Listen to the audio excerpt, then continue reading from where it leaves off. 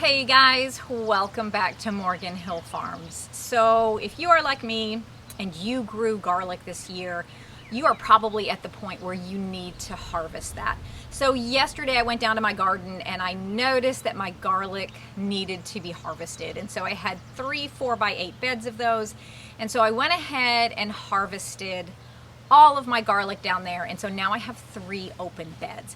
But basically, when you're looking at your garlic, what you want to do is the tips are starting to get brown and yellow. That's an indication that they're getting ready to be harvested or need to be harvested. And what you really want to look at is the base of the plant right down by the soil level. So as garlic grows, it kind of throws off these leaves, and what you're looking at are the bottom 3 to 4 leaves.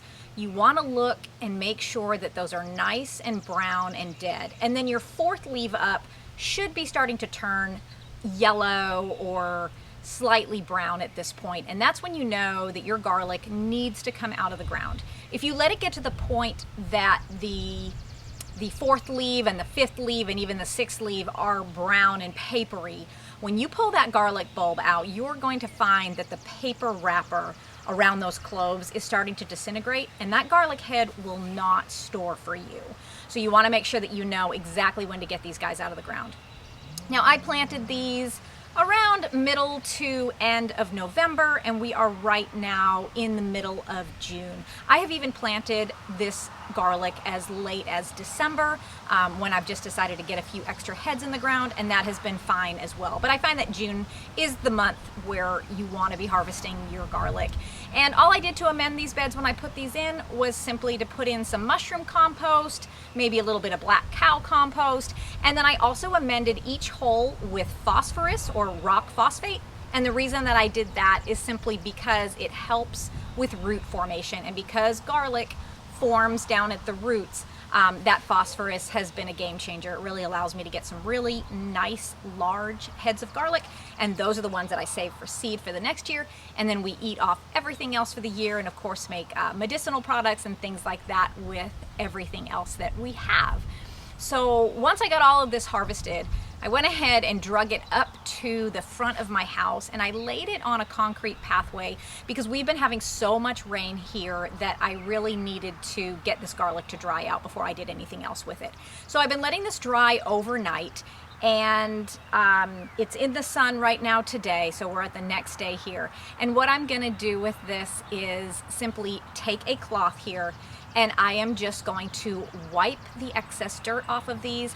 And typically I put them right up on my front porch where it is shady till about 4 in the afternoon. You really want to cure your garlic somewhere where it is cool, breezy, and away from any rain. And the reason for that is because if the rain hits it, it could start to get moldy. You just want these guys to dry out and allow that papery skin to dry out. So I'll show you exactly what we're going to do here. So I'm just going to take each head of garlic and just kind of go over it with my cloth here gently. I don't want to disturb the skin, but I do want to get off any loose dirt. And of course, if I'm bringing this in my house at this point, I don't want to make any more cleaning for myself. And then I'm just going to brush through the roots and things.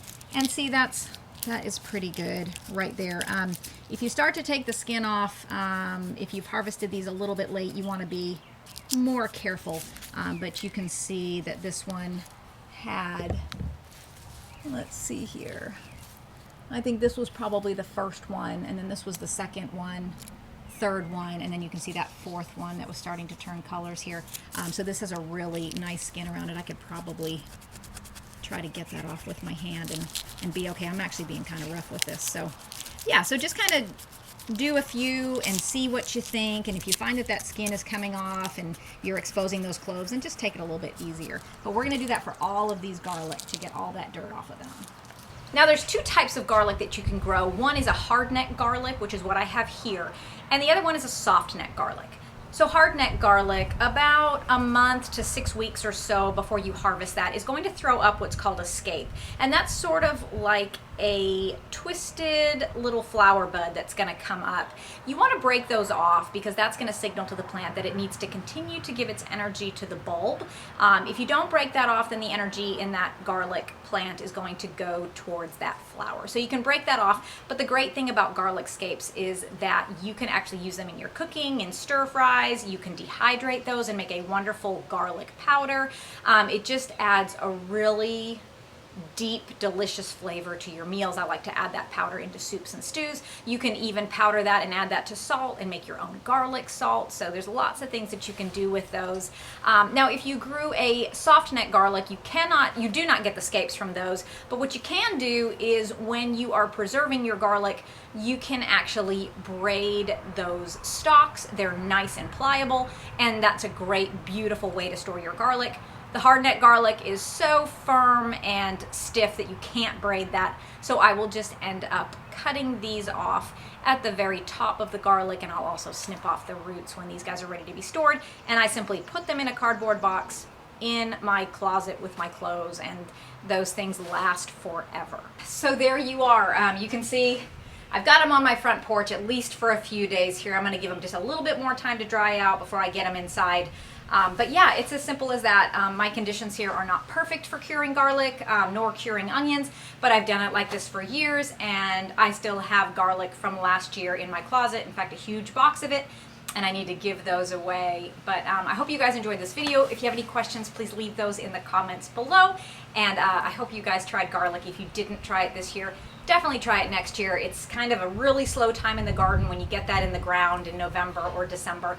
And it basically grows without anything. You don't really need to be fertilizing or doing anything like that to it during the growing season. And in June, you'll find that you have your own fresh garlic. So thank you guys so much for hanging out with me. I hope you have a great rest of your day.